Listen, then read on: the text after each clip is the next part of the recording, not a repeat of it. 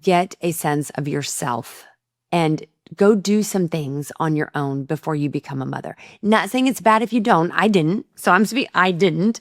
I did not have a big career. I went to nursing school after we got married. My advice to you would be get your degree if you want one, get out, work, buy your own car. Have your own adventures. Get insurance, travel on your own dime, to go do some things with girlfriends, go live in another city, go do some things, see the world, make it bigger, meet different people before you become completely tied to, either a partner and or children for one or the other. I went from being somebody's daughter to somebody's girlfriend to somebody's wife to somebody's mom. And there was never a real big clear sense of identity. Hello, everyone, and welcome back to another episode of Talk to Me, Sis. Lise, how about this consistent recording? I'm so proud of us. We're getting it done. So great to see you, and so thankful for all of you that are joining us today. And we have a great episode for you today. I think this is something particularly the younger moms are going to find interesting. So you might want to grab a cup of coffee or a cocktail or your water bottle, whatever you like, and get comfortable because we are going to talk about motherhood and all the things that maybe we didn't hear that we needed to hear when we were venturing into this wonderful world of raising our children. So this is going to be a good one, and we're just going to share some things from our lives that we've learned along the way. But before we get into the meat of it, Lise, tell me what has been going on in your life. Well, we've had a really exciting week in our neck of the woods, and we can talk about it more later, but the biggest, most notable, most amazing thing that happened this week is Governor Brian Kemp of Georgia signed Rio's law into law officially. I have to say that is the cherry on top of the cake. Amazing. Yeah. So awesome. How about you? What's going on over there? My oldest, Tanner's older sister, is the director of a dance studio, and this was her recital week, which is sort of the culmination of a year's worth of work. Hectic week, I bet. Yeah, very big week for her. And I am, talking as a mom, shout out to Taylor. I am so freaking proud of her. She had a baby this year. Obviously, she's freshly new mom, which goes with the theme of today. And she also teaches 160 girls how to dance and pulls off What are the ages? All the way from 3 to seniors in high school. Wow. And it was fabulous as always. And she did it all while navigating the end of pregnancy, delivery, new motherhood, postpartum. And it was just great. And one of the most special parts of this year's recital was Zoe's senior solo. Zoe is a student who's been with Taylor for years and years and years. She is graduating high school this year, and she has Down syndrome. And she is a fabulous dancer, an amazing human being, and truly she's an incredible success story. She's done beautifully in school and danced all the way through. And it was just, oh my gosh, it's such a touching moment. How was the dance? How was the dance? It was beautiful. It was absolutely beautiful. So it was really a special week. And while we were involved with that on the home front, Tanner and Midge are in California at Night of Too Many Stars, where last night all the proceeds were to benefit Next for Autism. So that's really, really cool. I love that. I did see that they went. Yeah, we missed out on that this year. Oh, so fun. And I think he got to meet Emma from season 4, who we, of course, had not met. No. And he got to meet Dylan and see Abby. He saw Sabode. He saw Danny. So yeah, really, really cool time for getting the band back together out in LA. Yes, that was so fun. And add in the new members. So that was real. And he saw Kian and Sean, which who is who. Yeah, right. But I want to say one other thing. There was a birthday yesterday. There was. Of one of our sisses. It was Nicci's birthday, and she was 30. Right. Again. Yeah, but happy belated birthday by one day. But we want to make sure everyone knows yesterday was Nicci's birthday. Thank you so so much. Anything for that? Honestly, besides the recital? Not a doggone thing. That was just so perfectly fine with me. I mean, the last 2 years have been like one big long gift. So having a particular celebration on a particular day really didn't matter. But I am thankful to be 54, have 4 amazing children, a wonderful husband. I'm healthy. I've got a lot of family around me. What more could I ask for? It was a good day. And I actually took a nap yesterday afternoon after all the traveling. I was so exhausted, and it kind of caught up with me yesterday. I said, it's my birthday. I'm going to take a nap. So I did. Oh, good for you. Yeah, it was good. That is so funny. I'm not a napper. I know you're not. That amazes me. I'm so hyper. Like, even if you're sleepy, like it doesn't if I'm refresh you napping, to I'm lay down. sick. I have a fever. No, I don't nap. Another one of my closest friends is the same way. And like, for me, I feel guilty. that's so crazy. Like for me, nothing recharges me. But now, if I lay down and if I were to sleep longer than like 30 minutes, then I wouldn't sleep that night. Yeah. But like a 20 to 30 minute and I will fall into the heaviest, deepest sleep No. and come right back and then I feel great till the evening. But some afternoons I'm just like this. That's wild. You don't get that? You don't get that? If I'm in the bed and anytime during daylight, yeah. I am definitely sick. I can count on one hand since I've been a mother Yeah. that I've ever laid down to take a nap, which would be part of my advice here in a minute. Yeah. But my kids get completely freaked out. They get completely freaked out because they're like, "What's wrong with her?" And that is truly when they all rally the troops because they know they're like something's wrong with that girl because she's in the bed. I cannot do it. I get like a physical, like a heavy head feeling, like my eyes want to close. That never happens to you? And even if I try to put myself down in the bed, I get more of a get up. This is wrong. You shouldn't be here. So, that is truly, I think, just like a metabolic wiring thing. Because like I've always joked, like if I have that sleepy feeling, I could lay down on an airport floor and fall asleep, and I would fall dead asleep, and like it wouldn't bother. Like I would just fall asleep, and then I would feel so much better. Isn't that weird? No. Yeah. Yeah, it is totally weird. But like hearing what you're saying has got my anxieties going up listening to it. No, I'm a huge nap. I love a little quick cat nap. Love it. That's so I always funny. am like, I'll sleep when I'm dead. That's when I'll catch up, I guess. I do need more sleep than you do because I can tell like when we've traveled together, like, I need a certain amount of sleep in the morning. Like I'm not like if I need to get 7 to 8 hours no matter when I go to bed. Like I need to get and so 7 while or 8. we're on this topic, just like fun fact, which is another thing that people in my family just stand by in bewildered awe, like everybody. I never, and I'm not like, it's not like I'm hitting it hard all the time, but if there's a party or we've done something, I don't get hangovers. That's wild. It doesn't happen. And see, which probably isn't good because there's no there's no reason not to drink for letting it rip. I can have, I'm not much of a drinker at all. If I eat first, I'm okay. It won't bother me so much. But if there's not much food in my stomach, I can have one and I will feel like crap the next day. Complete crap. And like that is like another, with always having been a fitness instructor, and usually most days like my schedule would be that I have to be up and like literally physical pretty early in the morning the next day. That's why I've just always, and don't get me wrong, I will drink. I mean, I enjoy a social drink, but I just choose not to most of the time because I know I'm going to feel bad. Like I will not feel good. I think the time that crazy? I really offended most people with it, and not offended, I'm saying offended like jokingly. It was actually my very first trip to England ever. It was 1995. It was Christmas. And we were Christmas Eve. I was with the English, and it was like a pub tour. It was like a pub crawl, and it was just debauchery in England on Christmas Eve. And everybody was enjoying the holiday. Yeah, sure. Why not? And the next morning we had to get up to go to church, and everyone was dragging, and I just like pinged and was bopping down the aisle and I remember Connor's grandmother, who's now passed, and Simon's mother literally sat up from her bed as I was bopping down the hallway, holding her head, and she's like, "You cow." Just that, but that's interesting. And another reason why, like, as women, like, never, like, I don't know, like, compare yourself or, you know what I mean? Like, be jealous or whatever you want to say to another woman, because we literally are all just built completely differently. Like, I cannot do that. Like, I cannot. No. And I think she was being funny calling me a cow. Like, she wasn't really being that was just, and that's like, just her slang. It was, she was just like, "You cow." Like, how could... But it's something that, even my stepkids, my kids, they're just like, "What the heck?" I'm like, everybody's rolling around the next day. And it sounds like we're over here wacky, like all the time. No, on the occasion where if there's a party or something, I'm absolutely fine. What about your mom and dad? Are they like that?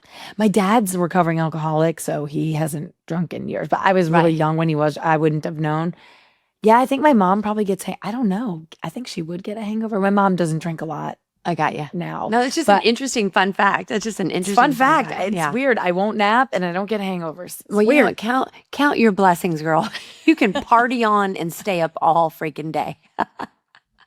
Meanwhile, I'm over here. I had half of a lemon drop martini, and I got to lay down. You got to take a nap. I got to take to the bed. That's like on a plane and stuff. Like motion, I get motion sick really easily. Like my instinct is to close my eyes and go to sleep. Like that's like on Just a plane. I escape it, can't yeah. imagine not sleeping on a plane. Like that blows my mind. People that Watch don't all the sleep. movies. I watch TV Yeah, because I'm like, shows. the movie will put me to sleep immediately. Yeah. I'm like, nah, I cannot stay awake. I'll just be over there bobbing. That's so funny. So fun. Oh my God. Well, I think it's time to go into big sister mode if we Yes. can. Sounds good with me. And, we really wanted to talk today about kind of like our motherhood journeys in a different twist than we've already heard us say. And Yeah. sort of also maybe talk about what we wish we could go back and tell ourselves and what we wish someone had told us at the time. Before you were a mom, Right. when you were meeting Mark and you pretty boldly, like at 18, were wheels out of your home state and hometown. You hit the road south, which very brave. I didn't wander Brave or that far dumb, from I home. don't know. Yeah, I stayed close. It ended up working out. It did. Before you met Mark, when you were, did you want to be a mom? Did you babysit? Always. Did you have maternal instincts? Like, wow, how did that even start? Always. And I'm going to be trying to be really, really honest on this podcast. I was raised, and hear me when I say, people, I am not saying this is my opinion. I'm saying I was raised that the pretty much like role that a woman should aspire to is motherhood. And I was never, ever, ever taught to be career minded. Never. And that's because you grew up in the 80s and the 90s. Yes, I was born in 1972. It's And not I like was you not, were I was in not the told that it was 50s. wrong to have a job. I wasn't Right. told that it was, but it was very much spoken and unspoken taught to me that certainly once I had children, I would not work. Like that would just, you would stay home with your children. So I had a lot of those like themes in my brain. However, I always, like just from little girl on, was just good with kids. Babies always, I loved baby dolls. I played baby doll. I played mommy, and pretended my room was an apartment and had a fake key to unlock my door with and all that. And I was always going into do that too. Yeah, take care of my little baby dolls. I had a whole setup. And, I've always been very maternal. And my job of choice by the time I think I started babysitting at 11, and I kept big families and like little children when I'm 11, 12, 13 years old. It was different back then. People did not worry like they do now. Safety was not thought of in the same terms it is now. I can remember being 12 years old and being left with like a family of 3, one of whom was an infant, and keeping them to like 1 a.m. And like nobody thought a thing of that. It wasn't irresponsible or weird to do that. So I learned a lot of responsibility really quickly. I do know that from deep in my soul, I always knew I wanted children. If God was going to bless me with them, I wanted a bit, children and more than one. My first thought of things I would say to people if I had the chance to go back and do my life over is get a sense of yourself and go do some things on your own before you become a mother. Not saying it's bad if you don't. I didn't. So I didn't. I did not have a big career. I went to nursing school after we got married. Now, I was a nurse before we had children, but I didn't do any of that as a totally single woman. And I always encouraged my daughters. I was like, I'm not telling you what to do to your life. It is your life to define. Right. But my advice to you would be get your degree if you want one, get out, work, buy your own car, Have your own adventures. get insurance, travel on your own dime, to go do some things with girlfriends, go live in another city, go do some things, see the world, make it bigger, meet different people before you become completely tied to, either a partner and or children or one or the other. Those are just regrets that I have because I feel like I went from being somebody's daughter to somebody's girlfriend to somebody's wife to somebody's mom. And there was never a real big clear sense of identity. So, And I do feel like it was funny. Like I remember being a senior in high school, which we were, I think, the same year, Yeah, like 90. 1990, graduated high school. my English lit teacher, he was really great. And he was like, this is a question for the girls in the class. He's like, who, after high school, who's going to be a teacher? And like, girls, who wants to be a nurse? And who's thinking about being like a secretary? These are the words that he was using at the time. Right, at the time. Right. And pretty much all the hands were consumed. Yeah. After that. And he's just like, and he in 1990 was going, why? Like, ladies, you could be doctors, you could be lawyers. Like back then, he was astrophysicists, a little more, but we were all, I don't know, maybe our parents were putting that on us, but it's interesting because your daughters and my daughter are very different now. So like different. And they're the same, but they're different from us. They're very different. Anna is incredibly independent, like carved out a sense of self, knows who she is, wants to pay her own bills and write her own ticket right now, and doesn't need a man to do that. And that is awesome to me. I mean, it's so awesome. I'm she's so proud of her. Yeah. Like I look at her and I'm like, I want to be you when I grow up, eh? I Like say that all the time. I want to be as cool as my girls are. They're like literally two of the people I admire the most. So I think we did a good job, whatever we did, to make them go, or they were just watching going, hell no, no way. No, but like, and I say those things, those are vulnerable things to say on a podcast, with absolutely no bad feeling toward my upbringing, because, now that regrets. Now that I'm a mom, and I think this really hit me when I was in my late 40s. My dad was very ill. He had an injury. I went home. I took like a turn. I have 3 sisters. We all kind of took turns, leaving our families and going to our hometown to be with our mom and dad while he was recovering, to help, because they were getting older and needing a little assistance still in their home.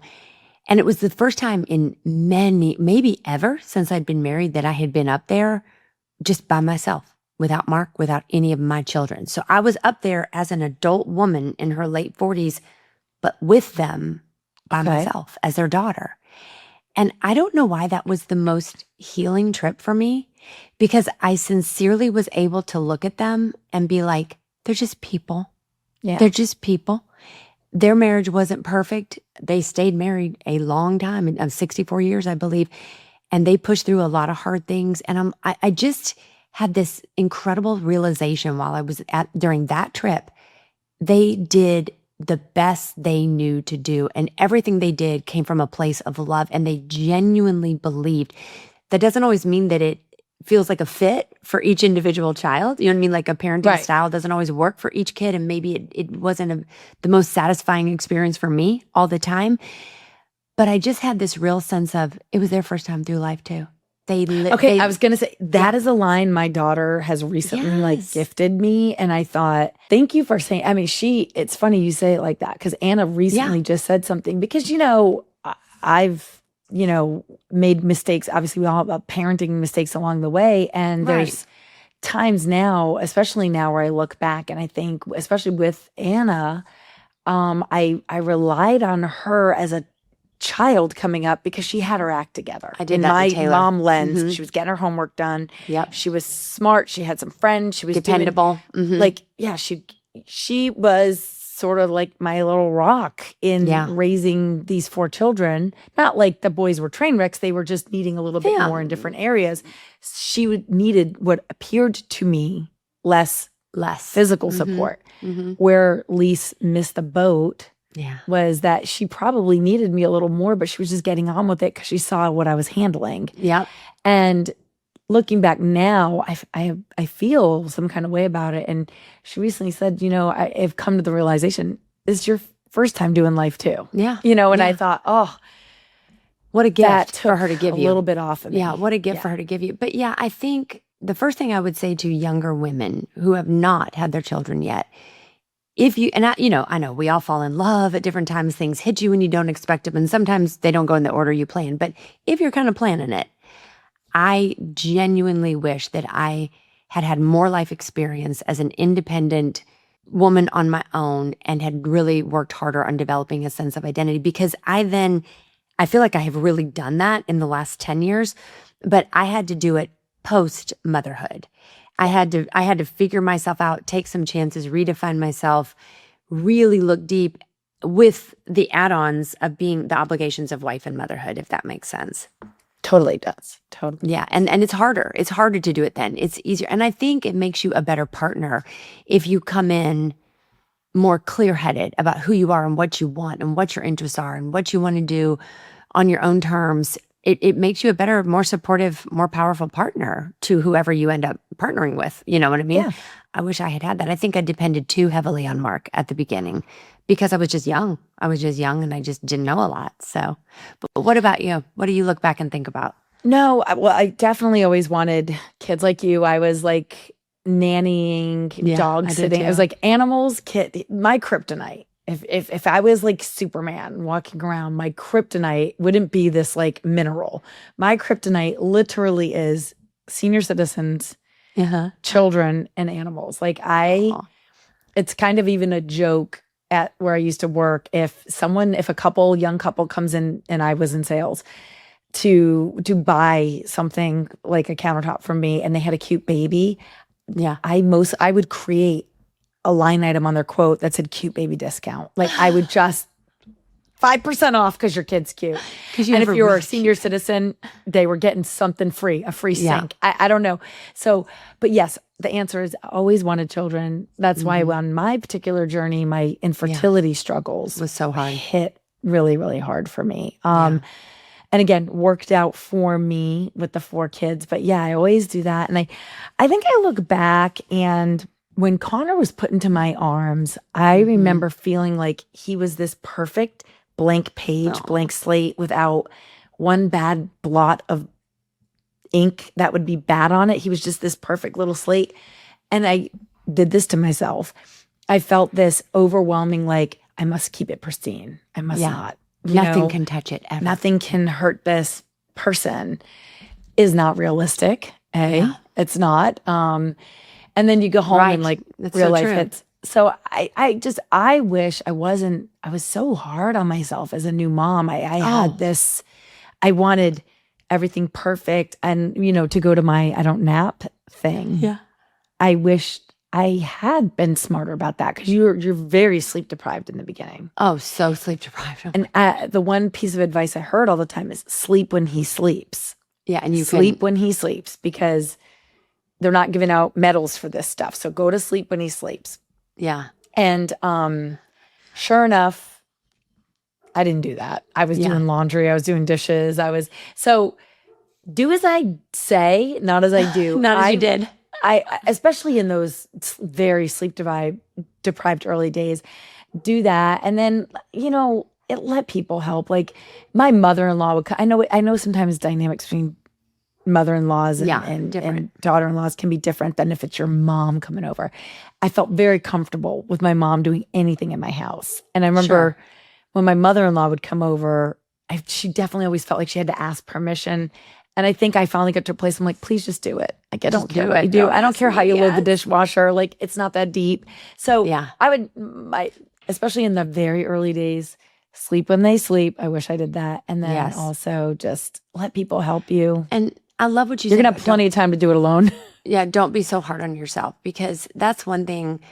Obviously, I'm a new grandmother. We're less than 6 months into, having a daughter who's now a mother. And that was one thing I really tried to convey to her. Like, you just cannot understand pregnancy, childbirth, postpartum, recovery, mothering an infant until you have experienced it and know to even the same mom with different babies, every single one is very unique, very different. And I was like, how much weight you gain during pregnancy, you can control a few things about that, but you just never know. Your body's going to do what it's going to do. Take a deep breath. Do not feel like you have to be back at any certain size or any certain shape at any certain amount of time. Your body will get back to normal. Your systems, while you're breastfeeding, you're still attached to that baby. Look at it as just a amazing season where your body just created a miracle. Because I remember putting so much pressure on myself, feeling like I need to lose this weight and get back in shape and be this and da-da-da-da. Why? Why did I? Like, I didn't at all. And it was just unnecessary. And it was fine, but it ended up just being unnecessary mental pressure. Whether you choose to breastfeed or bottle feed, who flipping cares? Do what works for you and your baby. Like if you have a hard time with milk production and or your baby doesn't latch and or your baby is really, really a poor feeder or whatever, give that daggone baby a bottle and don't worry about it. You know what I mean? Yep. But if it works great for you and you love it and you're both thriving, by all means do it. You know? Yeah. I feel like the world is more that way now than it was when we were having babies. I felt a lot of pressure. You know what I mean? Like to do things a certain way, to breastfeed, I felt like there was right ways to do things. There is not. You and your baby need to get into a little groove, learn each other, figure out what's right and beneficial in your home and do it. There really isn't a trophy or a medal coming out. There really isn't. Yeah. So medicated childbirth, unmedicated childbirth, no one really cares. You know, like you got to do it. You got to do C-section, vaginal birth, whatever you do, no one's gonna. Yeah, no one is standing at the end with a blue ribbon. So. I mean, and you know what's funny too is if you choose to have multiple children, I think it's interesting. The mom I was to Connor was certainly not the mom I was to Jack, and yes. I think it's starting to show. Baby Jack, that's a whole nother podcast. Jack is precious. Love Jack. But that is such a good point. He is my baby, though. That is such a good point, though, for younger moms to hear, and that's okay. Yeah. No children, no family with multiples. Each child gets a mom and dad that are in a different phase of their life, so they're going to get a slightly different version of your parenting, and that's fine. It's not a bad thing. There's a funny story, and my sister tells it better than I do, but like it's funny. When Connor was first born, it was almost like I had him in bubble wrap. Remember, I had my perfect pristine. I didn't want anything. No, nothing can happen. Everything was just over the top. I worried about it. I overthought. I overanalyzed. Everything was perfect. And obviously safety of all the children is always very important, but I was always very, where is he? Where is he? Get the outlet cover. Is there stairs gated? And just always just worried about where he was and what he was doing. And then I had the twins, everybody's fine. And then we were visiting my sister at her house here in Georgia. And she, she's the first floor. She's a 2-story home, but the first floor, it's like ground level. I mean, literally ground level. It's not like she had a high deck.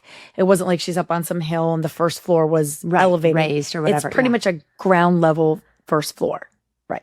So we're in the kitchen and it was a beautiful spring day and she had her windows open. So there was like a screen and Jack was a toddler. Yeah. And my sister was at one child and maybe pregnant with a second. So she was still in that where I was with Connor in the beginning. Right. So Jack was toddling around her kitchen and I think he went up to the screen she went, Jack, the screen. And it was in the kitchen. It was on the first floor. And I looked over and I go, how far is the drop? Like I was thinking in actual fact, like if he did push through, it's like a foot, maybe 18 inches. Fine. And she goes, what?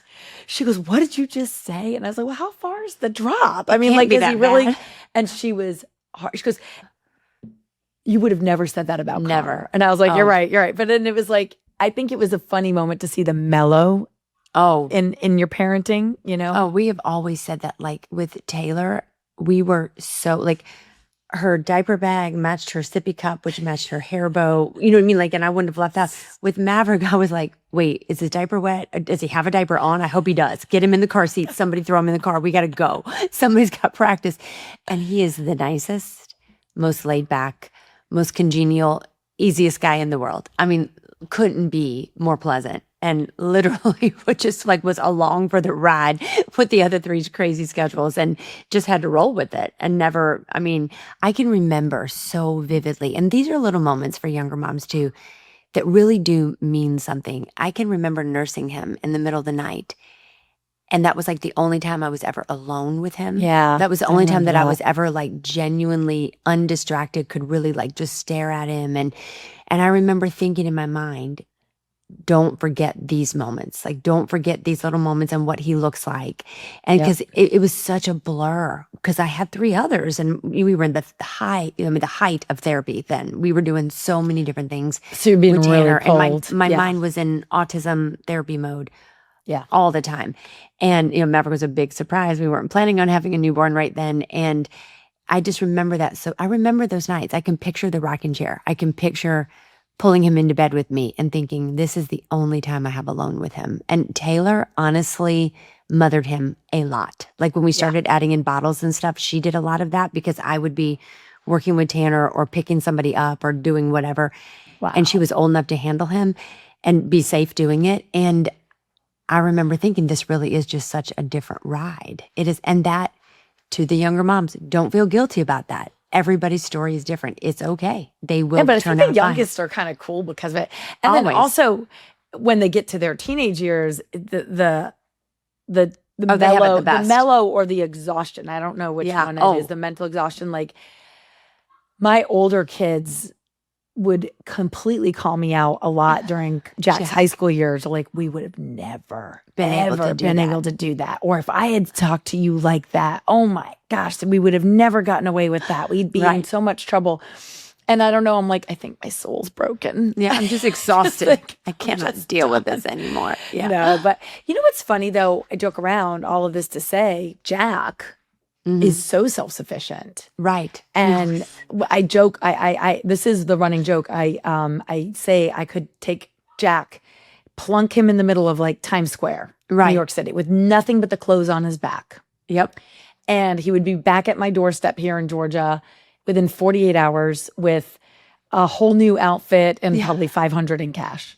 Because he would have figured it out. Yeah. He would have figured it out. Yeah. He just gets on with it. So something to be said there. There is something to be said for that maybe a little bit more slack parenting. Not recommended. Obviously, everyone needs to be engaged. But I just think there's something, I think the younger babies feel your confidence. Like you're not freaking out over every sound, you know? Exactly. I think that's so true. And it really is a fascinating thing when you look back and realize how differently they experienced babyhood, toddlerhood, and childhood, even within the same family. Like it was such a different thing. You know, with each of mine, we were in a different house, which is pretty crazy. Like Taylor was a baby and a toddler in one house, then Tanner, then Midge. Well, actually, Midge and Mav, I guess, were both more in this house. But yeah, so I mean, even a different geographic location, which is just, which is going to change the way your daily routines are and the way you do things. It's crazy. It really is. And I think the juggling piece of it all is just a matter of like, they don't give out, like, again, I'm going to say it again, they don't give out the medal. So, everyone knows, I've heard me say it ad nauseum now, like I was a single mom for a long time. So I had to accept help. I had to, humble myself in that way and recognize I really couldn't do it all. So there's that. And there's also just knowing like, okay, today was not the best day. I wasn't at my best. I didn't do my best by any of them, but guess what? I'm going to go to bed. And the beautiful thing is tomorrow morning is a fresh day. And it will be okay. I always joke that I'm pretty good at compartmentalizing things, but I think it becomes in a not in an unhealthy way, but in a way of like, yesterday is now gone. Like whatever happened yesterday, we need to start fresh. To let it today. Go. And just try to like make the next day better. And the juggling of it all is also just giving yourself the permission. I think I had to learn this. Giving yourself the permission to understand that Connor maybe needs 75% of me today. Yep. So Anna, Ben, and Jack are going to have to divvy up 25%. Right. Or, hey, today's a great day. Everyone's getting their 25%. Or, hey, Jack's on fire today. He's getting 100%. And I'm sorry, guys, you're just going to have to manage, Yeah. So, and that's normal. We only have so much bandwidth to give of ourselves in a day. You can't make more bandwidth. You just can't. You've only got this to give out. So be okay with, because I promise it will swing in roundabouts and they'll each get their day with you. But and it does. And sometimes it comes much later in life than, you picture that sort of like your children when they have that epiphany. Oh, my mom was really trying. She was tired. She was stressed. Maybe she didn't understand. Maybe she needed to learn some things. Yeah. And it's really cool when that moment happens between you and your adult children. Another thing I look back on now, and I didn't really consciously do this, and I think we just talked about it in the last podcast, but I put such an emphasis on teaching fitness classes and having that part of my life as just a very strong, and I don't know if it was a place of selfishness or what, but I was relentless about I was going to get that time. Like I just was going to get that time. And most of the time I was teaching, so it was a little part-time job I was going to. But in hindsight, that was so healthy. And it doesn't have to be fitness. It could be your reading club. It could be, a sport that you play. It could be you go take flying lessons, whatever it is that you want to do, whatever your thing is that you need, that you go take walks or maybe you go to a museum, but never, ever, ever feeling guilty about carving out some individual time without your spouse or partner either. Just that you go do something that really feeds your soul and makes you feel good about yourself. And I know that isn't possible for everybody, but if it is, if you can find the time, if you have the childcare, if you can leave them with a partner, if you can leave them with a grandparent, whatever you can work out. I wanted to pop in on the self-care piece too, and also just speak to, there were a lot of years that I was the single mom and I was barely making the freaking mortgage payment. So, luxury of like, a nails, for hair, sure. even a haircut. So what I would say in that situation, because, hopefully there's all sorts of listeners and subscribers here, is try to get yourself the gift of a routine where they go to bed at a certain time. Yeah. And they have to, or they have to be in their rooms, quiet, book, whatever the case may be. Okay. Yeah. But there needs to be, if it is really like, my priority was, can I pay the light bill? Yeah. Can I pay the therapy bill? Sure. Can I bring the Publix or the Kroger home today? So I couldn't be thinking sometimes in those terms. Yeah. So the gift that Lise gave herself was, I knew by 8:30 p.m. they had to be in their rooms. They had to be in their rooms. They didn't necessarily be in bed, like, maybe middle school or whatever. But they had to be in their rooms, whether they were reading, if they had a Game Boy or whatever. That was a real thing. So for the self-care piece, I think that's really important. Right. And, I think you don't need to have to think you need a budget to do it. I think you just need to be able to be strict with the routine and just give yourself the quiet time. Because even if it's just go sit in your room, read your book, take a shower. Take a shower and watch whatever show you want, or not listen to kid shows for a while. Yeah. I can remember what a treat that was to get in the car and not have to play kid music. Yes. Oh, that was always the biggest treat when I would go to the grocery store when Mark would be home. And I would be like, oh my gosh, I can play whatever I want on the radio. This is the best. I know. It is so funny. It's those little things. It is. But if you are not a single mom, if you are in a relationship with a partner, or you're married and you're sharing children and you're living together and you're making it work under one roof. Nicci, I think you should speak here better than I could. How do you juggle that? Because you stood the test of time, and I did not. So I've learned from it, but I think I want to hear from someone who walked the walk. Like, what do you do? How did you juggle it? Honestly, I don't feel like we always juggled it very well, because I know Mark and I both went through times where we each felt very lonely within our marriage and very overwhelmed, obviously extremely overwhelmed. It was kind of funny when the kids were little. We were really, really, really committed to having like date night whenever we could afford it or make it work. Yep. We would hire a babysitter, because my family lived almost 1,000 miles away. They were not available. And while Mark's parents are wonderful, we had 4, and it wasn't always the best option for them to try to keep the whole tribe, like for a later evening and stuff. But if we were at a point where we could afford it we found some girls, some of them were our therapy team, that could handle our group and could handle Tanner's needs very well. And we made a point. We were really lucky that we had a nice network of couple friends, and we, for a while, were involved in like supper clubs. And that was fun too, because sometimes we would babysit or share. Like we'd all go to like one couple's house for dinner, but then the kids would go to somebody else's house and everyone would pitch in. So it wasn't such an expensive that's kind of evening. fun. Yeah. Yeah. And then the kids also got like a play date out of it. So we would do that. to save on costs. Because I know, babysitters are incredibly expensive. It's but I know one thing our church used to do, which was really cool. They would do one night a month of like a free parent night out. It wasn't always like super late or anything, but like you could safely bring your child to the church and Just have like 2 or 3 hours. Yeah, from like 6 to 9 or something, or 5 to 8 or something. So you could at least go have dinner, and maybe if you just ran your errands by yourself, but it was offered as a free service. Looking for things like that in your community are so helpful. But I think for Mark and I, it really was that emphasis on getting away alone together. And we would try at least once a year to have some sort of weekend, even if it was one night, even if it was just a Saturday night. Like we left on a Saturday morning and came back on a Sunday, to go to a hotel, literally, and get out of our house and not because, when you're in your house, you are mom and dad. You are mom and dad, and and it puts a little damper on things. Yes, it is. Can. It's a big old block, if you know what I mean. Yes. So you got to get away. You got to get away.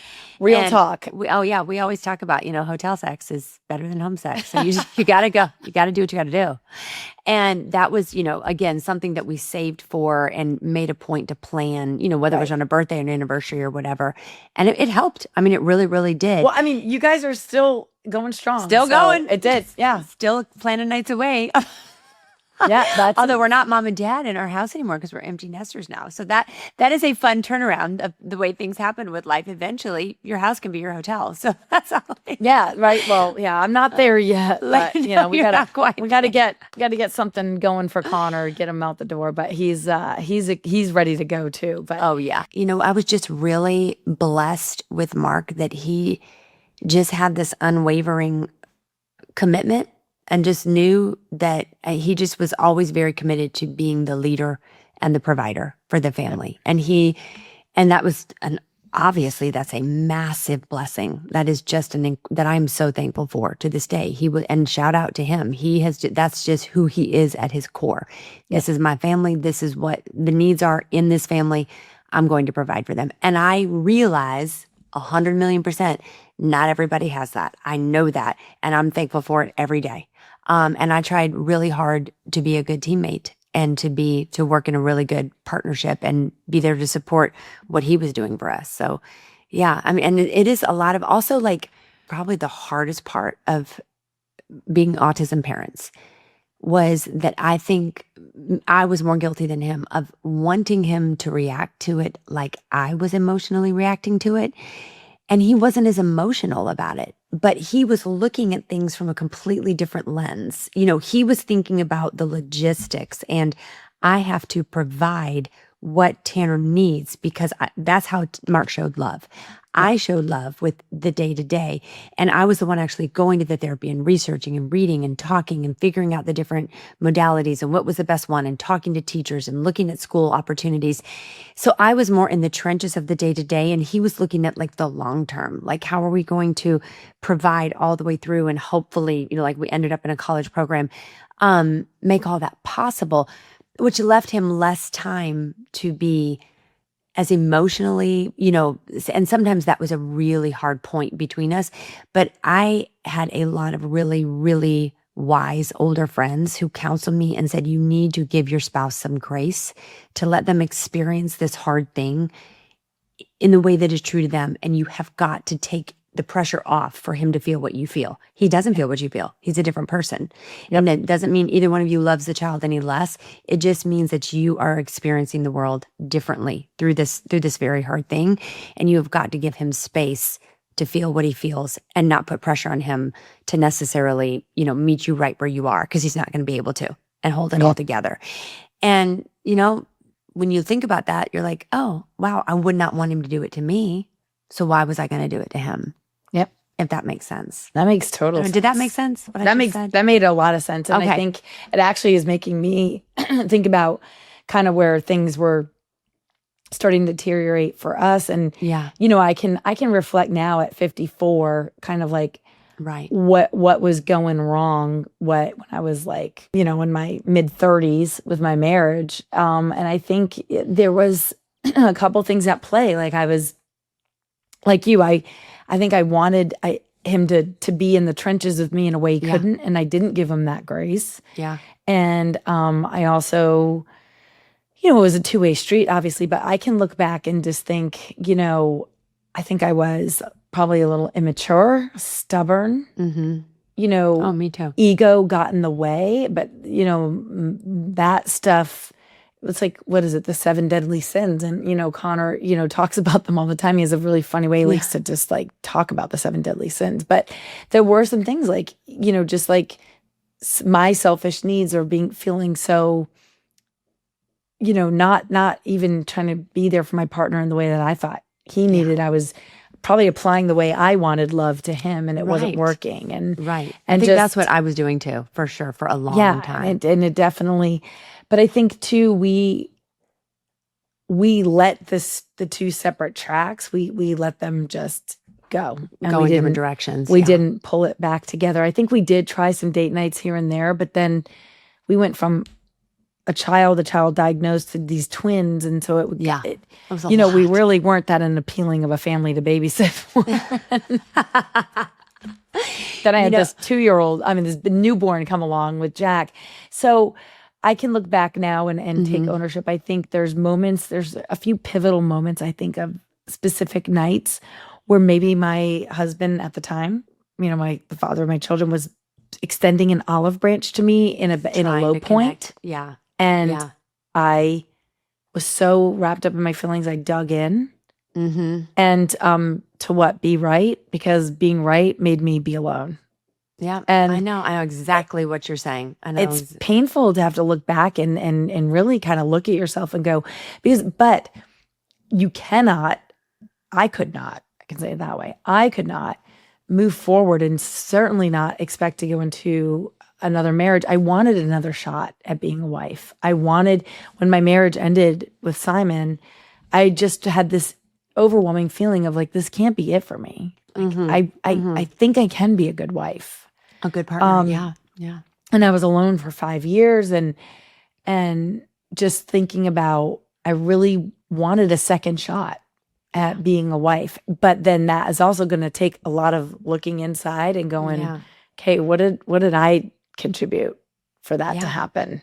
Oh yeah. And even when you stay married, you have to do that. And you know what I mean? Even because there's seasons, and I don't know if this sounds encouraging, but I want to make sure this is taken correctly. But when you're married for a long, long time, I remember the first time I thought this and I went, oh my gosh, there are going to be seasons of your marriage where you're not super happy. There are going to be seasons of your marriage where you don't feel fulfilled. There are going to be seasons of your marriage where you feel like you're just coexisting, 2 ships in the night driving down the same river, but you are not the same ship. You're just driving along and you're literally just getting through every day. And that's okay. And there will be seasons of your marriage where you don't necessarily, you love your partner, but you don't necessarily. And I would only say this publicly because Mark and I have talked about it. You know what I mean? That like, and it's a weird thing. Like when you look at this person that you were like, oh, he's the best, especially because I got married so young. He's everything. I'm so in love. And then you're like, oh shit, we're not always going to be in love. Like we're not always going to feel in love. But the caveat is then when you find the time and the resources or the childcare help and you go get away, you can rediscover it. You can find each other reconnect again. It's like a roller coaster, right? It is. You're like, and it's really scary though. The first time you feel it, you're like, oh my gosh, I don't feel those in love feelings anymore. And it's a weird reality. And you almost look at your spouse sometimes. And now I've been remarried now for 12 years. Yeah, for a while. Yeah, I think that. I mean, it outlasted the first one. So there are times where you love this person, you love them, but you can look at your spouse and be like, I don't like him today. Yeah. I don't like him today. I know it's the same in reverse. And it's such a strange thing. I remember the first time I felt it, I think we were married like 6 or 7 years. And I thought, oh my God. Oh, it's like the 7-year itch. Is that what it's called? Yes. Yeah, that's true. And like, this is the reality of a marriage. Like there are times when there's not a lot of feeling there. You're just doing the next right thing. But that is such a wake up call. I mean, that is what marriage is. It is a commitment. It is a teamwork, it's contract, it's partnership. But I think that's usually when things can start to go south, and probably did for me the first time. Yeah. But I think this is what I've learned now, second time around, kind of taking some ownership of my behavior, trying to make some changes for the next situation. But Tony and I just celebrated 12 years in April, married 14 years together. And the one thing I just said to him like recently was, and I know you've probably felt this, is the love you feel that on the other side of that, the 14 years, it's so much better than the butterflies. Oh, because you've stared 1,000,000%. each other down in some of the lowest times. You've not liked each other. Yeah. Then you've totally loved each other, and you've gotten to share some moving, beautiful moments together. So all of that bundled into one big, messy, wadded up ball of that, looking across the table at him sometimes on like a Sunday morning and just being like, God, I love him. Like, Oh, there's nothing like it. The way I look at him is like, I love that man more than any butterfly or firework I've ever felt. You know? Yeah. And it's a different thing, but it is so true. Like I always say, particularly like I remember at Taylor's wedding, like because she got married here at our home in our yard. Yeah. And one of the best weddings I've ever been to. Oh, it was so fun. But looking at him and at our adult children and like, oh my gosh, we've lived a lot of life in this house, and we have gone through some really dark days, and we've had some huge highs, and we made it. And it really is like, that is what life is all about. I mean, that is what it is like seeing where all this takes you, and then being able to look back and being like, wow, it was a lot of work, but it paid off. We did it. So yeah, I mean, giving your partner grace to be who they are, to experience the goods and the bads of your life together, however they're really going to experience it, and letting them be that person is so important. You know, prioritizing time with them, so important. And letting go of your own stubbornness, ego, pride sometimes, because I think those were the things that took me out the first time around. So I think I was hard. Oh my so God, prideful, a little immature. And I can remember Simon's mother, I talked about her. She was literally one of my favorite human beings ever. But I remember when we got married very fast, and it was like it was like hotter than a pepper sprout, like that song says. Yeah. Simon's mother said this, and I want it to be received in the way I think she meant it. Because I know how the kind of person was. She said one of her concerns was, and she called me and told me the same thing. The first thing she said to Simon when he had told her he had proposed to me, and I said yes. And it was very quick, very whirlwind. Shocker, it didn't work out. But she said, you feel like you're in love with her. And she's like, that's amazing. She goes, but you haven't hated each other yet. Ooh. And she's like, are you guys going to be able to get through hating each other? Yeah. And I knew, and hate is a strong word, but that was the word she used. She's like, you haven't hated each other. You haven't been really mad. You haven't been really hurt. You haven't, And I think that was concerning to her. Yeah. And because it's been all sparks and butterflies and stuff. And I think she was trying to make a point. So, you know, I think take it all for what it's worth. But I think, you know, I've always said the best gift you can give your kids is a solid marriage or a solid relationship to stay together. Didn't work out for me. I was so lucky second time around. And even though blending families was one of the hardest, messiest, and really not fun things I've ever done. That you did. Mm-hmm. We did it. And on this side of it today, what we got going on with our 6 kids is the best. And they're a fun bunch. That's a fun bunch of people. And they like each other and they want to hang out. And Tony and I will literally sit back when we're all together, like on a holiday, and we just look at each other like, holy shit, we pulled it off. Yeah. We pulled this off. It is amazing. Because it's amazing. Times where we were tested on all sides. And now, not only do you have these kids that don't come from the same 2 parents, different parent styles, you got ex-spouses poking their heads in, and then ex-spouses, partners poking their heads in, and then you're all there, and you're all in there, and you're like, get me off this fucking ride right now. What are we doing? And then all of that, and I can say it's a cool place to be now. But the other piece, I think, in successful mothering is don't discount. And I know you have an awesome, awesome circle. Your friendships, your motherhood friendships. Oh, so and important. They so important. Really can help. Some of the most poignant, deepest moments of my parenting has come from something a friend has said to me in almost a painful, truthfully way that I didn't necessarily want to hear or didn't like hearing.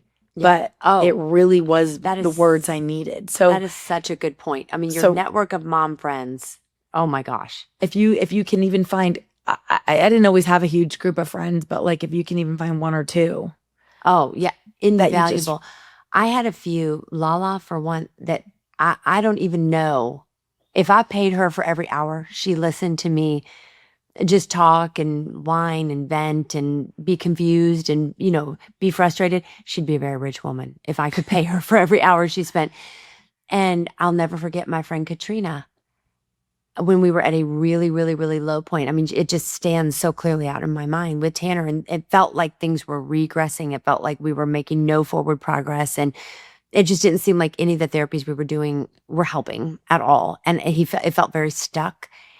And I'll never forget, she looked right at me and she said, Nicci, maybe what God is telling you is that you need to say that you give him to God, and you would be okay even if nothing ever changes. That you will accept the situation and that you will be, this is who he is. You love him right where he is. You meet him right where he is. And you just say, even if nothing changes from today and nothing ever is gained, it will be okay. It is okay. Maybe you just need to surrender. That was a pivotal truth and conversation. And I did not want to hear it at that time. And I was not happy to hear it. But I needed to hear it because I needed at that time like a perspective shift and a heart change. And I needed someone to stop me in my tracks. And isn't that funny? You can sometimes tolerate something like that from a friend more than your spouse. Oh, for sure. Or even your mom. Yeah, or your mom or sister. So I think trying to keep fostering those friendships and stuff. And my moment was going through my divorce. And there was, at the time, there was quite quickly on the scene, a third person. The divorce was not final, and I was having to hand my kids over to every weekend to their dad and another woman. And I was not okay. I was not okay. And I was very bitter and very crappy. And I made up a not so nice nickname for the woman. It was a PG nickname. And I would say the nickname around my kids. Yeah. And my kids were little. And my kids went over and said the nickname. Oh, gosh. And my kids got in trouble. And my friend jerked me up and said, listen, you are being a toxic virus to your kids right now. Wow. You've got to be the mom. You've got to stop. You got to grow up. You want to say that? And call me. It wasn't like I wasn't calling her a swear word.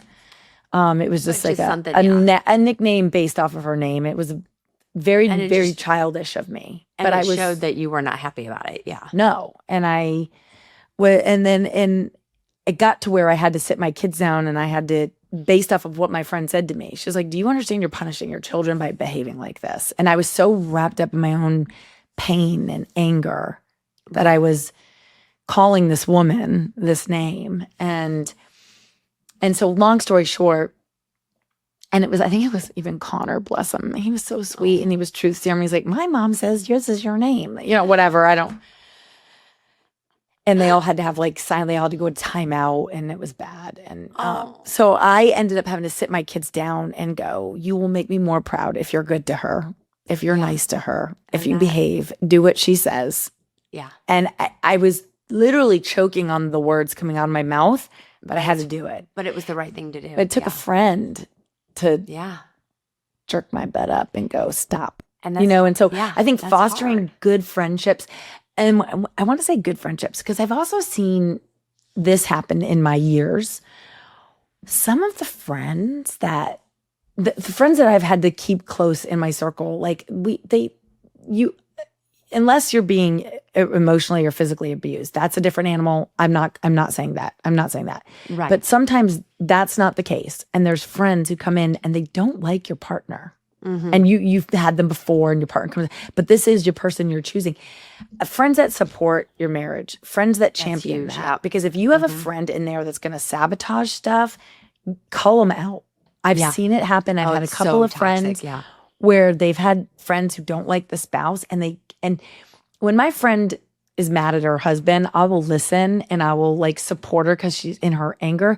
But I've been in situations where friends have come to me and really teetering on like, what should they do? And my advice is always like, go fight for your marriage, because it is not fun out here. I'm telling you, it's not fun. It's harder. And it's going to be better for you to go fight for your. So I would also try to say, call in the friends that support and champion your family and the mission of the family. Right. And get rid of the ones that roll around in the mud with you, but that stay there with you or pull you in deeper. Like that's not healthy. I was going to say pull you over your head. Yes. That's such good advice. Such good advice. Because there are those friends, unfortunately. There are. And it is so true. Like other moms, other women, like here we are like literally 9 times out of 10, the lifeline. And where you learn the most, where you get the most humor, where you get the most support, where you get the most respite. I mean, I can remember keeping each other's kids for each other, so you could go get a hair appointment, or you could, you know what I mean? Yeah.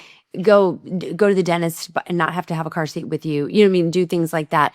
And that was just such a gift looking back, save each other the money on a babysitter and know that they're safe and loved, and helping each other with, a lot of times I couldn't drive my kids to practices or lessons because I would be on the road to Columbia and back getting Tanner. So I had a network of people who would make sure my girls got at least on the front side, got to their lesson, and then I'd be home in time to pick them up and things like that. It's invaluable. It's a juggle act, but we can do it. We can do it. I feel like I've said everything I feel like I would want to share from my experience with all our moms out there or caregivers. And I think some of this could apply to a dad. Oh, for sure. For sure. Especially if you're the one that's, decided to be the primary caregiver. For sure. For sure. But yeah, I mean, don't be hard on yourself. Give yourself grace. Find some identity. Spend time with your partner. Find a strong network of mom friends. I think those are the big things. And your self-care, whatever it looks like, whatever you can do, even if you it's have just access to. Get them in the damn bed at a certain time. Exactly. But I feel like big sis time's over. And I definitely want to talk about if there's any good news from the week. And I kicked off a little bit of good news from my end, but also, I know sometimes you have fun stuff on your end, but I just want to share our good news. Do it. From this week. And it was Wednesday. So obviously everyone knows Connor and I, we partnered with Just Be and really wanted to get behind advocating for Rio's Law coming into Georgia. It was passed in South Carolina. Yep. Rio's Law basically is an identifier license plate. It is voluntarily. It's an optional plate. If a family chooses, it's a fit for them. It's not a mandatory plate. It has a identifier on the plate. It's not a charity plate. And it will just identify that there is someone either driving or a passenger in the vehicle with neurodiversity or autism, which would trigger maybe some notes in CAD when the license plate is run, but it was also triggered just at the glance of the plate that the first responder, whether it be police, fire, EMT, should approach differently or just be aware that there would be some behaviors that might be unexpected. Just helping more interactions be safer with first responders and the neurodiverse community. Yeah. Also, the bill had included in it mandatory training. That part is amazing. It's killer. It's killer. So even if you don't want the plate, and we live in Metro Atlanta, Connor and I, but there are corners of our state that are very rural, very isolated. For sure. And not a metro city. Those officers are getting trained. That's amazing. And I'm just hoping it's going to strengthen the relationships with the neurodiverse community and police and fire and EMTs and also help these families feel a safer place to be, feeling trust and understanding. Right. That is a huge win. So the bill was passed unanimously, bipartisanly in the House and the Senate. Connor testified before the Senate. He's testified before the House of Representatives, the Public Safety Committee. Connor put in a lot of hours, and we were down at that state capitol. It's a long day. It's standing around with maybe sometimes just a bottle of water and a bag of peanuts, and I'm not kidding. It was a lot of hard work. I didn't realize what really goes into the wheels of making a bill a law. Yeah, legislative change. And I saw it firsthand, and it was a really cool process. What was beautiful about this experience is autism does not see your skin. It does not see your religion. It doesn't see your political party. It doesn't see, your age, your geography. It doesn't see it. Autism is all of us. And there were beautiful Democrats, Republicans, people from all walks. I love it. Coming up to us, me and Connor at the State House saying, my grandson, my son, my daughter, my sister-in-law, my cousin. Somebody was touched by it, and they're like, we've got to help get this passed. And it was everybody circling up, and it was beautiful. And so amazing. You guys, that's the bright spot. So many hours in this. I mean, I don't know how many days we've called, and you're like, I can't talk. I'm going to I'm at the Capitol. It's been a lot of work, and from January to now. Yeah. What and an so incredible way to be an advocate. I mean, that was an amazing experience. It was beautiful. But what was cool is Governor Kemp, so the bill went to his desk, it had passed, and it could just have sat there. Yeah. But he had a bill signing ceremony. He signed 11 bills into law. Rio's law was one of them. The governor had some very nice words to say about Connor. The Speaker of the House had some nice words to say about Connor and his work and his efforts, and just saying they hope other young people Connor's age take a page out of his book and help advocate. Try to do but things. We got to stand there. We got to physically watch Governor Kemp sign the bill, and he has to sign it in several areas. So we each got a pen that he actually used to sign it into law. Layla Luna was there, Rio's mom. It was the lobbyist, awesome. Senator Strickland. It was great. So good news for the week was Rio's law is now actually a law here in Georgia. And, if you feel comfortable and you feel like that plate will help your family, you can start getting it, I think, in January. That is awesome. Go, Lisa and Connor. I'm so proud of y'all. Really happy. And do you have any good news of the week, Nicci? Anything you want to share? So Tanner, as I mentioned, I don't know if he and Midge were at Night of Too Many Stars last night. Yep. Okay. Well, he got to meet Christopher McDonald, who played Kent Mansley in the movie Iron Giant. Iron Giant is an old movie from back in the 90s that Tanner is obsessed with and loves and knows every word of dialogue, every scene. I mean, he's obsessed. He sent me a picture last night with Christopher McDonald. I said, Tanner, who's that? And he said, his name is Christopher McDonald. I said, he looks familiar. What did he play in? Christopher McDonald played Kent Mansley in The Iron Giant. He's also in Grease 2, and he's in Happy Gilmore. I said, Tank, are you in heaven? Yes, Mom, I'm in heaven. Mom, I told Christopher that I know every word to the part in Iron Giant where the general says to Kent Mansley that he just blew Uncle Sam's dollars out of his butt. It was so fun. So I love that here man. In South Carolina, picturing Tanner in LA, telling Christopher McDonald that I can quote you line for line when you told Uncle Sam. I bet he could do it better than he could. 100%. So, yeah, I actually need to check and make sure that Tanner didn't require resuscitation last night because he met so many people that he was excited. Just took him right out. That's took him right out. As far as I know, he's alive and well. So, well, I love that, and hopefully with those. Those two pieces of news, those are such a good way to end things on a high note. They are. And y'all, stay put. If we have got guests coming that I'm so excited about. We're getting a very varied lineup. A very like from some things are love in the spectrum, some things are very not. Some are from the autism world, some are not. So I think it's going to be really good over the next excited. weeks. Very excited. Really cool. So, and some that hopefully you'll be just laughing. Yeah, a few that are just to laugh. Let's freaking lighten up a little bit. Yes, I love that. Have some fun. And we love you, mean it. Thanks, everybody. Bye. Pioneer.